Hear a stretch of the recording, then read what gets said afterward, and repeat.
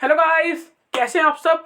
स्वागत है आप सभी का एक बार फिर आपके अपने चैनल नॉलेज सिटी में। तो दोस्तों, आज मैं आ गया हूं आप सभी के लेके जो पिछली क्लास में हमने अपनी एंटरप्रेन्योरशिप डेवलपमेंट के यूनिट नंबर 2 का चैप्टर नंबर 1 स्टार्ट किया था। उसका हम पार्ट 2 करने वाले हैं। पार्ट 1 मैंने आपको प्रोवाइड कर दिया है। अगर आपने पार्ट 1 अभी तक नहीं देखा तो लिंक डिस्क्रिप्शन बॉक्स और ऊपर आई बटन में आपको मिल जाएगा। आप लोग जाके पहले पार्ट 1 को अच्छे से देख लेना, ठीक है। और इसी के साथ आपको एंटरप्रेन्योरशिप डेवलपमेंट की पहली यूनिट भी हो चुकी है और पहले यूनिट भी आप पहले देख लेना। पहली यूनिट के अंदर आपके 2 चैप्टर है, ठीक है दोस्तों। और अगर आपने अभी तक हमें इंस्टाग्राम और ट्विटर पे फॉलो नहीं किया और टेलीग्राम पे फॉलो नहीं किया तो तीनों का लिंक डिस्क्रिप्शन बॉक्स में आप हमें वहां से फॉलो कर ले। वहां पे भी आपको टाइम टू टाइम इन्फॉर्मेशन मिलती रहती है। और टेलीग्राम पे तो आपको फ्यूचर के सारे नोट्स, सारी वीडियो के लिंक्स, हर चीज आपको टेलीग्राम ग्रुप में मिल जाएगी, ठीक है। तो ज्वाइन कर लेना, लिंक डिस्क्रिप्शन बॉक्स में है। और दोस्तों, जो लोग हमसे नए जुड़े हैं तो आप लोग इस चैनल को सब्सक्राइब कर सकते हैं। नीचे लिखा है रेड कलर के सब्सक्राइब बटन, अब जो व्हाइट हो चुका है, उस सब्सक्राइब बटन को प्रेस कर दीजिए। बेल आइकन आएगा, एक घंटे का निशान, उसको दबा के ऑल पे क्लिक कर देना ताकि आपको हमारी आने वाली हर वीडियो की नोटिफिकेशन सबसे पहले मिल सके। तो चलिए दोस्तों, शुरू करते हैं। दोस्तों देखिए, चैप्टर का नाम आप सबको पता ही है। तो देखिए, हम टॉपिक पढ़ेंगे direct individual risk behaviour and propensity for entrepreneurship. दोस्तों तो देखिए, एंटरप्रेन्योरशिप बोल लीजिए, बिजनेसमैन बोल लीजिए, है ना दोस्तों, इनकी जिंदगी में एक क्वेश्चन मार्क होता है। क्या इनकी जिंदगी में क्या होता है? क्वेश्चन मार्क होता है, एक आपका प्रश्न चिन्ह होता है। इन्हें नहीं पता कि इनकी बिजनेस जो है वो कब तक चलेगा, उस बिजनेस को प्रॉफिट होगा या लॉस होगा। इन्हें कुछ भी नहीं पता कि क्या प्रॉफिट होगा क्या लॉस होगा। इनकी जिंदगी में क्या है? ये क्वेश्चन मार्क हमेशा इन जिंदगी में रहता है। चाहे दोस्तों आप ले लीजिए कि दुनिया कोई रिसर्च पर्सन है नंबर 1 पे, उससे भी ये नहीं पता कि वो कब तक नंबर 1 है। 1 मिनट में, 1 सेकेंड में कभी भी उसकी नंबर 1 पोजीशन छीन सकती है, कोई दूसरा बन सकता है ना। तो क्वेश्चन मार्क तो इनकी जिंदगी में रहता है। उस क्वेश्चन मार्क को हम क्या बोलते हैं बिजनेस की भाषा में? रिस्क। क्या कि रिस्क है। इन्हें रिस्क से क्या होता है? इश्क होता है ना। रिस्क यहाँ लिखा भी हुआ है, risk taking is essential part. क्या एक बहुत ही जरूरी पार्ट है, एसेंशियल पार्ट है इसका एंटरप्रेन्योरशिप की लाइफ का। किसी भी बिजनेसमैन, किसी भी एंटरप्रेन्योर की लाइफ का सबसे एसेंशियल पार्ट क्या है? वो है भैया रिस्क टेकिंग। की रिस्क तो लेना ही पड़ेगा, क्या जोखिम तो उठाना ही पड़ेगा। अब भैया देखिए, यहाँ पे रिस्क कितने तरीके के लिए जाते हैं उनकी बात करेंगे। देखिए, सबसे पहला रिस्क है स्ट्रेटेजिक रिस्क।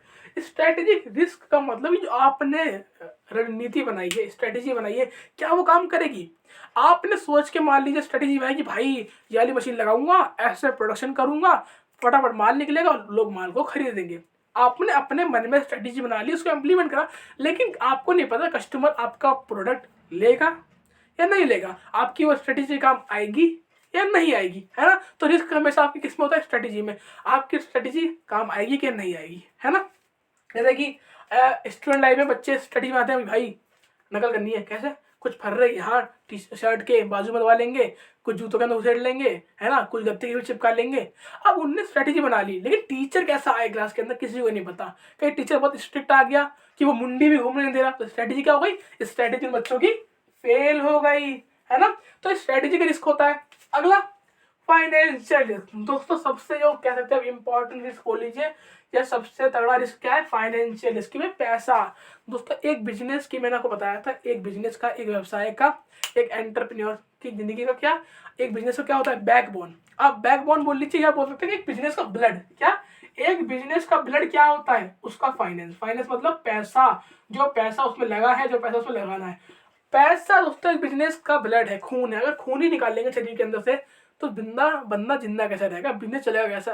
तो पैसा कहाँ से लाना है, कैसे लाना है, कहाँ इन्वेस्ट करना है, कितना इन्वेस्ट करना है, ये सारी चीजें भी आपको पता होनी चाहिए। मतलब एक बिजनेसमैन ने मान लीजिए कहीं इन्वेस्ट कर दिया और मालूम चला कल को लॉस हो गया, सारा पैसा डूब गया, तो नुकसान हो गया ना। तो पैसे का सबसे बड़ा रिस्क होता है। अगला टेक्नोलॉजी रिस्क। दोस्तों आपको पता है technology day by day change होती रहती है। क्या technology day by day change होती रहती है, अपग्रेड होती रहती है। आज जो मशीन काम में आप ले रहे हैं, कल आपकी दूसरी मशीन आएगी। इसका मैं आपका एग्जाम्पल दूं, घर में आपने देखा होगा जो हमारी मम्मी होती है, हमारी बहनें होती हैं, एक सिलाई मशीन आती है ना, सिलाई मशीन जिसे कपड़े वगैरह सिल लेते हैं, सिलाई मशीन। पहले सिलाई मशीन आती थी आराम से बैठ के कहीं भी सिल लो, ठीक है। फिर सिलाई मशीन आ गई टेबल वाली कि आपको खाली वो कपड़ा आगे पीछे करना है यहाँ से और पैरों से वो चलती रहेगी। फिर एक सिलाई मशीन आ गई इलेक्ट्रॉनिक, तार लगाए वो अपने आप चल रही है। तो क्या हुआ? ये टेक्नोलॉजी क्या हो रही है? अपग्रेड हो रही है। क्या जो पहले टेक्नोलॉजी यहाँ थी वो अपग्रेड हुई यहाँ आई, अब अपग्रेड हुई यहाँ आई, अब फ्यूचर में कुछ और भी अपग्रेडेशन हो सकता है उसके अंदर। तो क्या टेक्नोलॉजी चेंज होती रहती है, तो टेक्नोलॉजी का भी रिस्क होता है। मान लीजिए आपने ये टेक्नोलॉजी यूज कर रहे हो, एकदम से टेक्नोलॉजी चेंज हो गई, अब लोग ये वाली यूज़ करने लगे, आप भी यूज़ कर रहे हो, तो भैया लोग तो यहाँ जाएंगे ना, कस्टमर यहाँ पे आएंगे ही नहीं, क्योंकि क्या पता यार टेक्नोलॉजी जल्दी आउटपुट निकाल रही हो, जल्दी माल बना रही हो। मतलब पहले जो हाथ से सिलाई करते थे उसमें टाइम लगता था, अब भाई बिजली से काम हो रहा है तो फटाफट बटन दबाया, फटाफट से लिया सारा काम। तो भाई कस्टमर वहां पे जाएंगे, आप पे क्यों आएंगे, है ना। अगला मार्केट रिस्क। मतलब मार्केट रिस्क आप कह सकते हो कि मार्केट रिस्क का मतलब होता है कि मार्केट में चेंज, कि कस्टमर का फ्लेवर चेंज हो गया। फ्लेवर का मतलब कस्टमर की नीड चेंज हो गई। कस्टमर पहले मान लीजिए जो तरीका गुड्स आपसे ले रहा था, अब उसका सब्सिट्यूट उसे अच्छा लग गया। फॉर एग्जाम्पल मान लीजिए कस्टमर को पहले कोक अच्छी लगती थी, क्या पहले कस्टमर आपकी कोक पिया था, लेकिन उसने कहा ओहो मार्केट में क्या आ गई, मार्केट में भैया पेप्सी अवेलेबल है, क्या पेप्सी है या कोई भी थम्स अप ले लीजिए कुछ भी, तो कस्टमर यहाँ से यहाँ शिफ्ट हो गए। तो ये क्या हुआ, ये मार्केट में चेंज हुआ। मार्केट में चेंज होने के कारण आपकी डिमांड में कमी आ गई, डिमांड में कमी आ गई तो आपको नुकसान हो जाएगा, है ना। अगला देखें कॉम्पिटिटिव रिस्क। वही कॉम्पिटिटिव रिस्क भी आप यहाँ बोल सकते हैं, हमने कस्टमर का ऑप्शन दिया था। एग्जाम्पल आप यहाँ पे कॉम्पिटिशन में ले लो कि पहले मार्केट में मान लो कोक ही थी, फिर यहाँ पे पेप्सी आ गई, फिर यहाँ पे थम्स अप आ गई, यहाँ पे माउंटेन ड्यू आ गई, यहाँ पे लिम्का आ गई, है ना। अब क्या हो, कंपटीशन बढ़ रहा है, अब बढ़ते कंपटीशन में भी आपको रिस्क है। अगला रेपुटेशन। तो रेपुटेशन बोल लीजिए, इज्जत बोल लीजिए। भैया एक बिजनेस की रेपुटेशन उसके लिए सब कुछ है, कि जहां बिजनेस की रेपुटेशन गिरी वहां पे कोई भी कस्टमर उसके पास नहीं जाएगा। रेपुटेशन दोस्तों को मैं एग्जांपल दूं तो रेपुटेशन समझ लीजिए कि भैया मान लो थोड़े से प्रॉफिट के लालच में एक बिजनेसमैन ने बोला कि भाई माल जल्दी जल्दी बनाओ, क्वालिटी की कोई हमें क्वालिटी का मतलब नहीं, क्या आप माल जल्दी जल्दी बनाओ, क्वालिटी से मतलब क्वालिटी गिरे कैसी भी हो, आप बस माल जल्दी जल्दी बनाओ। अब मान लो उनने माल जल्दी जल्दी बनाया, क्वालिटी आपकी डिग्रेड हो गई, खराब हो गई, तो लोग लेंगे नहीं। इसका मैं आपको एग्जांपल दूं, आप लोगों ने मूवी देखी होगी अपरिचित, देखिए ना अपरिचित।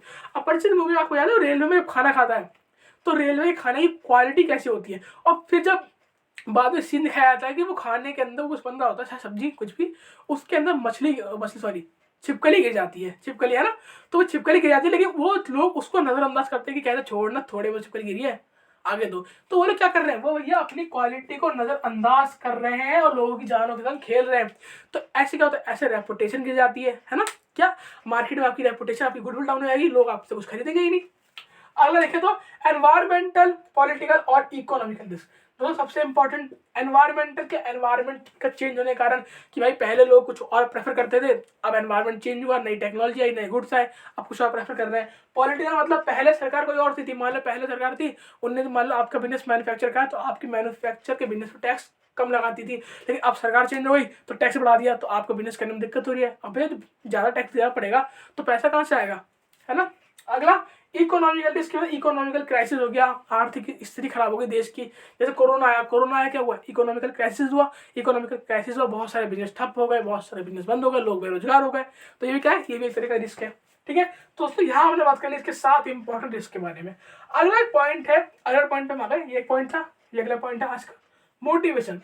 दोस्तों मोटिवेशन, मोटिवेशन दोस्तों आप सभी को पता है आज की जिंदगी में सबसे कह सकते हैं ना कि मोटिवेशन अगर लोगों को ना दे तो आधे लोग तो सुसाइड कर लेते हैं। ऐसी आज की आप कह सकते हैं कि मोटिवेशन एक ऐसा तरीका कि लोगों ने इसका तो करियर बना लिया। करियर मतलब कि लोगों को मोटिवेट करना, मोटिवेट करके वो लोग पैसे कमाते हैं, है ना, उन्हें पैसा मिल रहा है और बदले में लोगों को मोटिवेट कर रहे हैं, है ना। अब मोटिवेशन 2 तरीके का होता है, एक होता है मोटिवेटिंग सेल्फ, सेल्फ का मतलब कि खुद को मोटिवेट करना, और एक होता है आपका मोटिवेटिंग अदर्स, के दूसरों को मोटिवेट करना अपनी बातों से।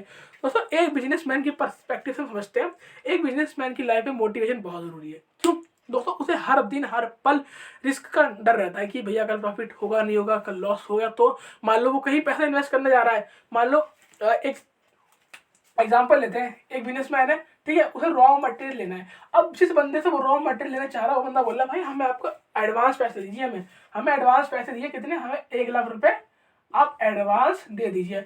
अब ये 1 लाख से दे दिए, अब एक डर बना रहेगा क्या, जैसे 1 लाख दे तो दिए, ये डिलीवरी देना दे, कोई दिक्कत तो नहीं जाएगी। तो रिस्क बना रहता है क्या कि मान लो कल कोई पैसे लेके भाग गया, या माल जो आया माल बेकार क्वालिटी का आया, माल से अच्छा आपका आउटपुट निकला ही नहीं, तो रिस्क है ना कि इसका 1 लाख रुपए भी गया और इसका अच्छा आउटपुट भी नहीं निकला, तो इससे क्या होगा, डिमोटिवेट हो जाएगा। तो भैया डिमोटिवेशन होता है लोगों को, बहुत क्या बोलते हैं आत्मविश्वास, लोगों का सेल्फ कॉन्फिडेंस डाउन हो जाता है। तो मोटिवेशन बहुत जरूरी है भैया, इसलिए हमेशा आपसे बोल रहे हैं कि मोटिवेट रहिए दोस्तों। मोटिवेट मतलब अपने आप को, अपना सेल्फ कॉन्फिडेंस बूस्ट रखिए किसी भी परिस्थिति में, कि बहुत ज़रूरी है आपका मोटिवेशन, है ना। तो ये बात कर ली ना, मोटिवेशन के दो तरीके का होता है, एक आपका मोटिवेशन सेल्फ और एक मोटिवेटिंग अदर। दोस्तों देखिए, दोनों एक दूसरे इंटरलिंक है। मतलब अगर आप सेल्फ मोटिवेट होंगे, मतलब आप खुद मोटिवेटेड होंगे, तो आप दूसरों को कर पाएंगे। इसका एग्जांपल ले लिए संदीप महेश्वरी।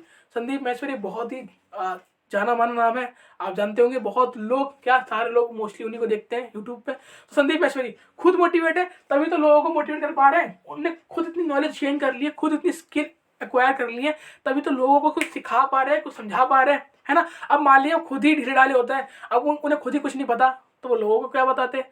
वो खुद बहुत नॉलेज वाले बंदे हैं, कुछ स्किल वाले बंदे हैं, तभी तो दूसरे को समझा पा रहे हैं, है ना।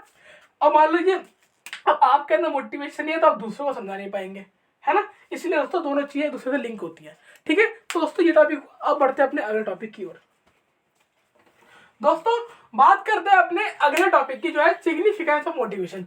अभी हमने जाना कि मोटिवेशन क्या होता है। मोटिवेशन मतलब कि लोगों को मोटिवेट करना, उनको आत्मविश्वास उनका बढ़ाना, ठीक है।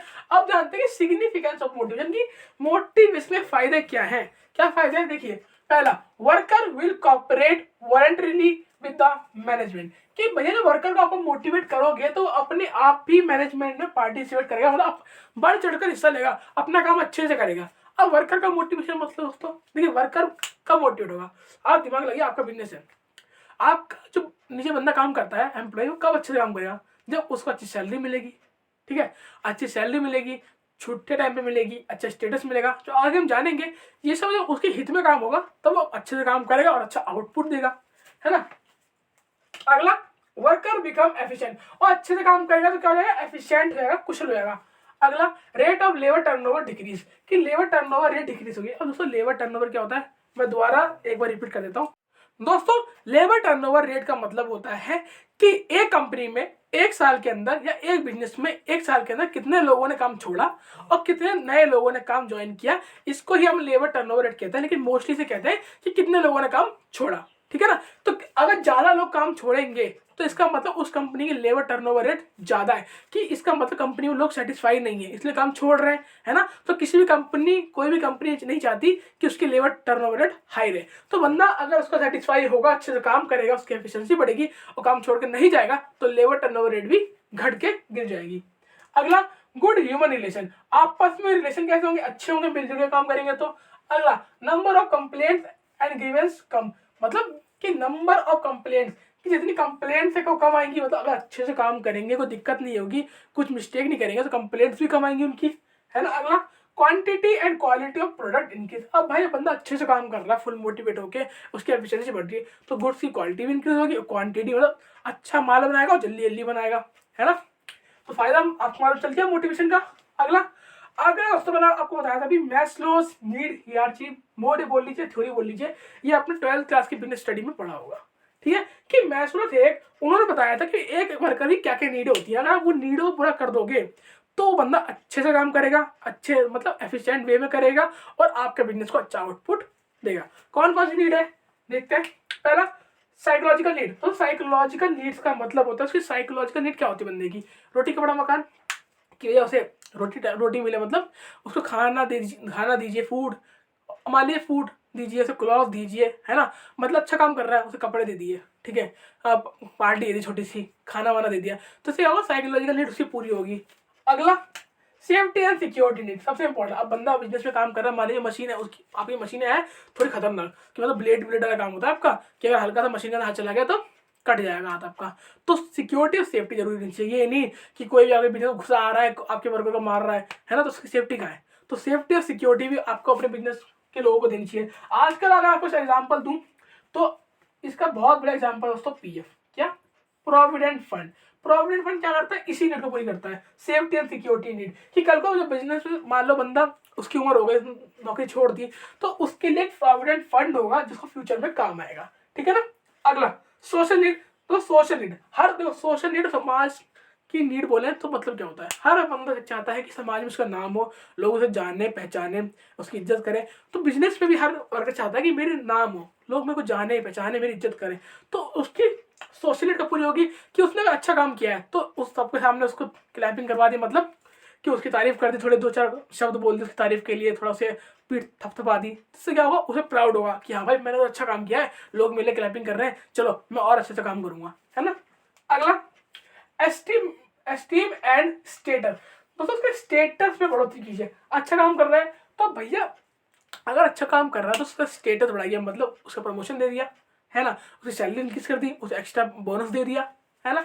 अगला सेल्फ फुलफिलमेंट नीड। और दोस्तों सेल्फ फुलफिलमेंट नीड का मतलब होता है कि जो बंदा वो चाहता है उस पर फोकस कीजिए, उससे पूछिए कि भाई चाहता क्या है, उसका डेवलपमेंट कीजिए, है ना। कहीं से कुछ मान लीजिए भाई कभी क्या दिक्कत होती है कुछ काम करने में, बंदा बता नहीं पाता, उसे पूछिए कोई दिक्कत तो नहीं आपको, उसका विकास कीजिए, उसकी नॉलेज में इंक्रीज कीजिए, नए नए कहते हैं ना क्रिएटिव प्लान लाइए कि चलो आपको हफ्ते में एक दिन सिखाया जाएगा कुछ नया, तो इससे क्या होगा, उसकी डेवलपमेंट होगा, है ना। कल को मान लो अगर आपकी कंपनी छोड़ देता है वो और किसी और कंपनी में जाता है तो अच्छे से काम कर सकता है वो, पहले तो छोड़ेगा ही नहीं, उसकी सारी नीड यही पूरी हो रही है तो काम छोड़ेगा क्यों, है ना। आपकी लेबर टर्नओवर रेट क्या होगी, आपकी लेबर टर्नओवर रेट हमेशा घटी रहेगी, है ना। तो दोस्तों ये था हमारा मैस्लो नीड हियरार्ची मोड या थ्योरी बोल लीजिए, है ना। तो ये बात कर ली हमने, अब बढ़ते हैं अपने अगले टॉपिक की ओर। दोस्तों बात करते हैं अपने अगले टॉपिक की। ये दोस्तों देखिए हमने जो मेन टॉपिक है इस चैप्टर के सारे कवर कर लिए हैं, अब छोटे छोटे टॉपिक है जो मैं आपको समझा देता हूँ, ठीक है ना। और बाकी एक बार आप बुक रीड कर लेंगे तो आपको अच्छे से क्लियर हो जाएगा, मतलब यहाँ अगर आपने पढ़ लिया फिर आप बुक जैसे देखेंगे, जैसे टॉपिक की हेडिंग देखेंगे और लैंग्वेज पढ़ेंगे, आपको दोस्तों सब समझ में आ जाएगा, क्योंकि आप पहले सब कुछ समझ चुके हैं, है ना। देखिए फैक्टर फॉर एंटरप्रेन्योरियल मोटिवेशन, कौन कौन से फैक्टर होते हैं एंटरप्रेन्योरियल मोटिवेशन के, दो होते हैं, पहला इंटरनल और एक्सटर्नल। मतलब कह सकते हैं आप कि मोटिवेशन कितने तरीके हो सकता है, दो तरीके का, इंटरनल और एक्सटर्नल। देखिए इंटरनल मतलब अंदर से आता है और एक्सटर्नल मतलब जो बाहर से मोटिवेशन आता है। इंटरनल कौन कौन सा होता है, नॉलेज और डिजायर। मतलब भैया अब कोई बंदा एंटरप्रेन्योर बनना चाहता है, बिजनेसमैन बनना चाहता है, तो क्यों, क्योंकि उसे नॉलेज है, उसने पढ़ाई की है, उसने उसके बारे चीज जिस चीज का बिजनेस करना चाहता है उसके से स्टडी की है। अब उस बंदे को उस फील्ड की नॉलेज है तो ऑब्वियसली तो बात है कि वो बिजनेस करेगा ही करेगा, है ना। अगर डिजायर, कुछ डिजायर होते हैं, सपने होते हैं अपने कि भैया मेरे कुछ सपने हैं, मुझे इस फील्ड में अच्छा करना है, तो इसलिए अंदर से मोटिवेशन आता है कि नहीं भाई मेरा सपना है मैं करूंगा करूंगा, तो क्या ये अंदर से मोटिवेशन है। अब यहाँ बात करें एक्सटर्नल की, तो सबसे ज़्यादा गवर्नमेंट पॉलिसी, कि गवर्नमेंट की नई नई पॉलिसी भी लोगों को मोटिवेट करती है, जैसे कि गवर्नमेंट ले आई मेक इन इंडिया, कि हम नए नए, मान लीजिए एग्जाम्पल दे रहे हो, नए नए बिजनेस करेंगे आप तो आपको हम कह सकते हैं जगह प्रोवाइड करेंगे, टैक्स पे छूट देंगे, सब्सिडी देंगे, तो इससे क्या है बंदा मोटिवेट होगा और बिजनेस करने के लिए आतुर होगा। अगला अवेलेबिलिटी ऑफ फाइनेंशियल असिस्टेंट, की पैसा पैसा मिलना आसान हो गया, मतलब गवर्नमेंट ने बोल दिया कि हम आपको पैसा देंगे, आप बिजनेस स्टार्ट कीजिए, या बैंक आपको कम रेट में दे, कम इंटरेस्ट रेट पे पैसा देगा, तो लोग क्या होंगे, मोटिवेट होंगे कि हाँ बिजनेस करते हैं यार, बैंक हमें कम रेट में पैसा देगा, है ना। तो ये क्या था इंटरनल और एक्सटर्नल मोटिवेशन का टाइप। अगला है तो एंटरप्रेन्योरियल वैल्यू, की कौन कौन सी वैल्यू होती है। दोस्तों दो तरह की वैल्यू होती है, पहली पर्सनल वैल्यू, दूसरी प्रोफेशनल वैल्यू। तो पर्सनल वैल्यू का मतलब कि देखिए एक बिजनेसमैन को बिजनेसमैन बनने से पहले एक अच्छा इंसान होना चाहिए, कि आप बिजनेस अच्छा तभी कर सकते हैं जब आप अच्छे व्यक्ति हो, आपका बोल चाल का ढंग, आपका लोगों से मिलने का ढंग अच्छा हो, आप लोगों से अच्छे से मिलते हैं, अच्छे से बातचीत करते हैं। अगर आपका ये ढंग अच्छा है तभी आप एक सक्सेसफुल और अच्छे बिजनेसमैन बन सकते हैं, है ना। जैसे कि एटीट्यूड, क्या आपका एटीट्यूड कैसा है लोगों से बात करने का, आप अकड़ में बात कर रहे हैं, आप मान लीजिए अकड़ में बात कर रहे हैं किसी से भी, तो आप कस्टमर से भी अकड़ की बात करेंगे, कस्टमर से भी अगर करें तो कस्टमर क्या आपसे मान नहीं लेगा, खुद तो लेगा नहीं और चार लोगों से बोल देगा कि भाई ऐसे मत लेना, कि इसका एटीट्यूड अच्छा नहीं, अच्छे से बोलता है ना। तो आपको अपना एटीट्यूड, अपना ईगो नहीं रखना चाहिए, एटीट्यूड अच्छा रखना चाहिए जिससे लोग आपके पास आए। अगर आपने ये अच्छा कर लिया तो दोस्तों, अगर आपने ये अच्छा कर लिया ये तो आपका ऑटोमेटिक अच्छा हो ही जाएगा। मतलब अगर आप अच्छे इंसान है तो इसका मतलब आप अच्छे बिजनेसमैन बनेंगे। अच्छे बिजनेसमैन का मतलब कि आपको हेल्दी कंपटीशन रखना चाहिए। मतलब दोस्तों देखिए कोई भी चीट या कोई भी धोखा नहीं देना चाहिए। धोखा मतलब कह सकते हैं किसी की नकल नहीं करनी चाहिए, अपना खुद नया लाना चाहिए, या किस आप कहते हैं ना दूसरों के लिए गड्ढा नहीं खोदना चाहिए कि यार देखा कि दूसरा बंदा अच्छा काम कर रहा है तो चलो चलो कुछ ऐसा प्लान करते हैं कि इसका बिजनेस डाउन हो जाए। अपना आप करने के बारे में नहीं सोच रहे, उसका डाउन करने के बारे में सोच रहे हैं, तो ऐसा आपको नहीं करना चाहिए। मैंने बताया ना अगर आपके अंदर ये क्वालिटी अच्छी है तो ये तो ऑटोमेटिक अच्छी हो जाएंगी। ठीक है, अब दोस्तों बढ़ते हैं अपने इस चैप्टर के लास्ट टॉपिक की ओर। वो टॉपिक करते हैं हमारा चैप्टर फिनिश हो जाएगा। दोस्तों बात करते हैं इस चैप्टर के अपने आखिरी लास्ट टॉपिक्स के बारे में। इसका पहला सेकंड लास्ट टॉपिक है essential attitudes of a successful entrepreneur, कि एक एंटरप्रेन्योर या फिर एक सक्सेसफुल एंटरप्रेन्योर के अंदर कौन कौन से जरूरी एटीट्यूड्स होने चाहिए। सबसे पहले दोस्तों यहाँ 80 का मतलब क्या है, यहाँ एटी का मतलब है एटीट्यूड टूवर्ड्स, क्या ए का मतलब हो गया आपका एटीट्यूड और टी का मतलब क्या हो गया टूवर्ड्स। ठीक है, देखते पहला एटीट्यूड टुवर्ड्स रिस्क, कि रिस्क के प्रति उसका क्या एटीट्यूड होना चाहिए। मतलब दोस्तों अगर रिस्क आ रहा है तो उसको नेगेटिव नहीं आना कि अरे यार रिस्क हो गया बंद करते हैं बिजनेस, ऐसे नहीं होना। ऐसा रखना है कि कोई नहीं, आ रिस्क हो गया ना, कल प्रॉफिट हो जाएगा, है ना, अपने आप को पॉजिटिव रखना है। अगला एटीट्यूड टुवर्ड्स न्यू अपॉर्चुनिटीज, कि भाई नई नई अपॉर्चुनिटीज आती है उनको कैसे ग्रैब करना है, उनका कैसे फर्स्ट मूवर एडवांटेज लेना है, कैसे सबसे पहले उनका लाभ लेना है, ये आप क्या बोल सकते हैं एंटरप्रेन्योर को पता होना चाहिए। अगला एटीट्यूड टुवर्ड चेंजेस, कि भाई नए आपको पता है मार्केट में चेंज तो आते रहते हैं, मार्केट में चेंज तो आते रहते हैं, लेकिन उन चेंज को कैसे ओवरकम करना है, उन चेंज को कैसे अपने फायदे के लिए यूज करना है, ये एक एंटरप्रेन्योर को पता होना चाहिए। अगला attitude towards freedom of expression and action, कि भाई कैसे एक्सप्रेशन दिखाना है, कैसे एक्शन दिखाना है, ये भी उसे पता होना चाहिए कि भैया अब कोई ऐसी परिस्थिति आ गई लॉस वाली तो उसमें कैसे रहना है, अपने आप को कैसे रखना है, उसे ये पता होना चाहिए।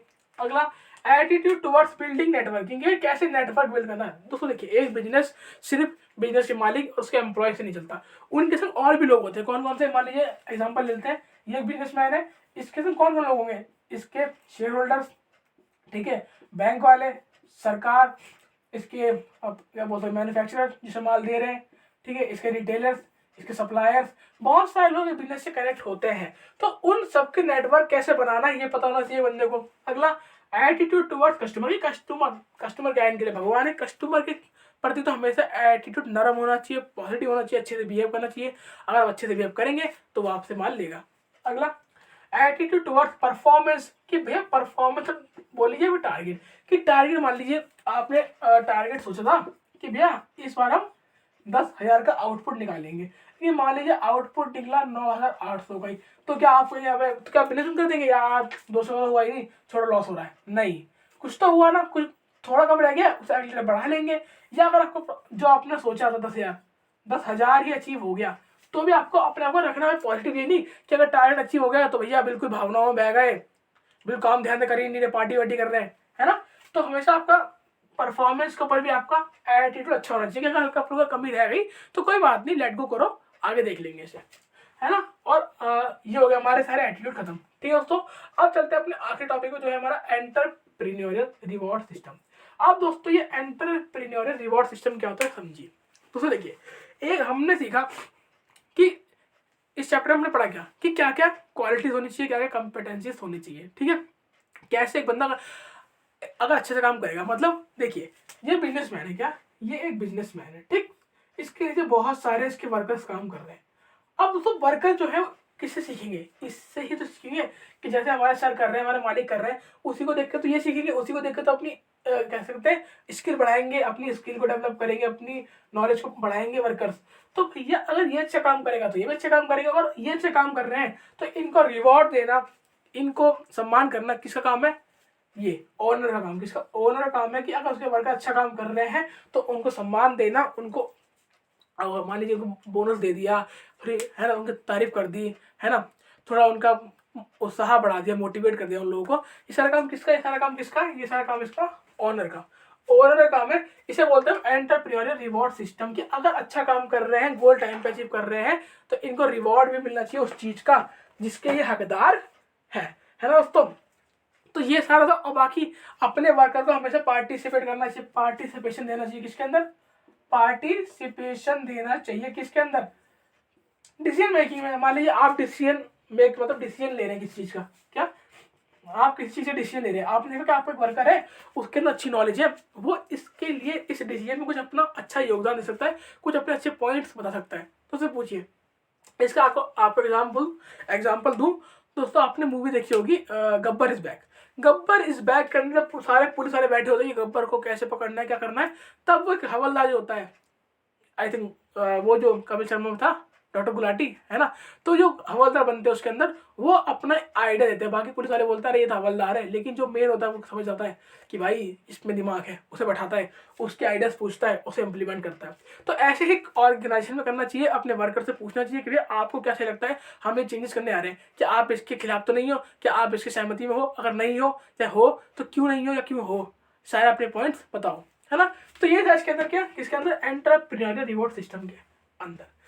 दोस्तों यहाँ हमारा खत्म हुआ चैप्टर नंबर 1 यूनिट नंबर 2 का चैप्टर नंबर 1 दोस्तों हमने यहाँ पे पूरा फिनिश कर लिया आज की क्लास में, है ना। दोस्तों इसमें कुछ भी आपको डाउट हो आप कमेंट बॉक्स में पूछ सकते हैं, नहीं तो आप हमें टेलीग्राम, इंस्टाग्राम, ट्विटर पे फॉलो कर लीजिए, लिंक डिस्क्रिप्शन बॉक्स में। और टेलीग्राम में तो हमेशा वीडियो के लिंक और आपके प्रीवियस आपके आने वाले सारे नोट्स भी आपको टेलीग्राम ग्रुप में ही मिलेंगे, है ना दोस्तों। इसलिए हमें वहाँ पे फॉलो कर लेना। और वीडियो अच्छी लगी हो तो इसे लाइक करें, कमेंट करें, शेयर करें। मिलता हूँ नेक्स्ट क्लास में, तब तक के लिए गुड बाय।